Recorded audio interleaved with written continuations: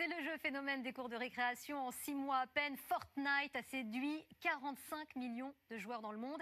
Après le PC et les consoles, il vient de sortir sur iPhone. L'occasion de doper encore la popularité de ce jeu. Dimitri Sikiotakis, Eric Hervé et Guillaume Delalande.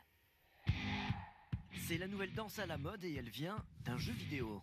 En quelques semaines, Fortnite est devenu le jeu le plus populaire.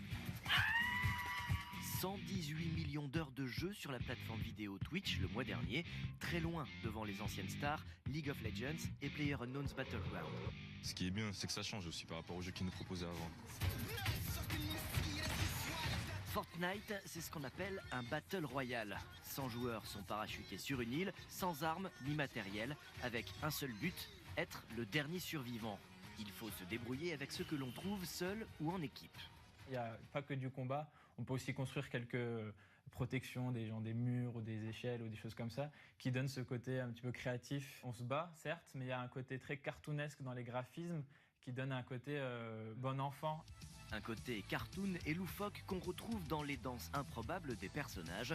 Devenues virales sur le net, elles ont aussi séduit les sportifs.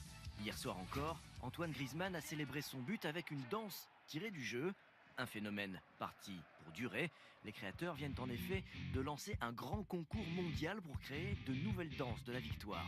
Ouais, c'est addictif, c'est addictif. On finit premier une fois, on allait finir premier à chaque fois, du coup on continue, et voilà.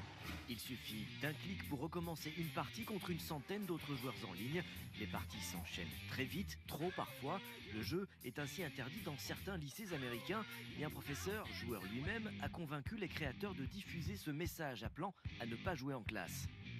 Si le jeu est gratuit à télécharger, on peut acheter de nouveaux costumes pour son personnage. Des petits achats qui ont rapporté en février dernier plus de 100 millions d'euros.